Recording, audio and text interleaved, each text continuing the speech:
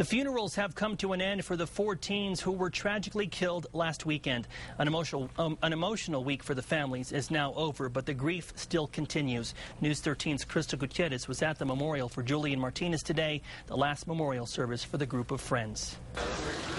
The candles, the pictures, and memories. A week's worth of funerals and memorials that may all seem to blur together, but the names are as vivid as the first time we heard them. Rose Simmons, Julian Martinez, Alisa Trow, and Kate Klein. Julian's memorial service was today, the last memorial for the teens, the 4 lives taken too early. Rose Simmons, the youngest, was only 15. Julian Martinez, 16 years old, wanted to become a musician. Kate Klein, also 16, wanted to go to Columbia or even Harvard. Alisa Trow would have turned 17 yesterday.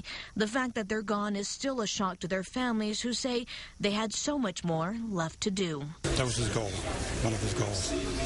Make people laugh and make people happy. She was one of my best friends. She was the most amazing piano player I've ever seen. Alyssa was special. She definitely was going to do something.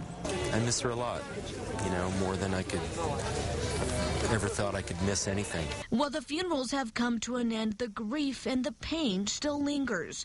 I think some of it's settling in, the reality of it. I think it's just, there's some anger, there's some sorrow, there's disbelief. Anger, sorrow, and disbelief. 3 words describe the emotional cloud lingering after the horrific crash.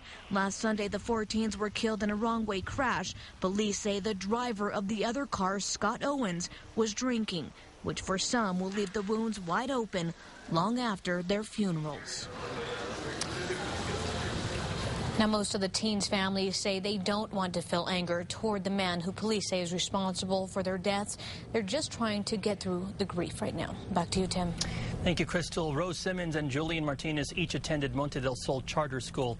Alisa Trow and Kate Klein attended Santa Fe Prep. Avery Kaufman, who is still recovering at UNM Hospital, is a student at the Santa Fe Career Academy. The Santa Fe District Attorney will not release the results of blood alcohol tests on Scott Owens, the driver of the SUV that hit the teens. According to the Santa Fe New Mexican, DA Angela Pacheco was withholding the results to minimize pretrial publicity in the case.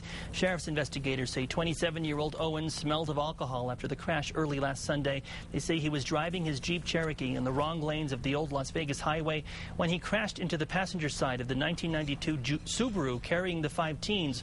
Owens is charged with 4 counts of vehicular homicide and 1 count of causing great bodily harm by vehicle. He's still in jail at the Santa Fe County Detention Center on a $3 million cash-only bond.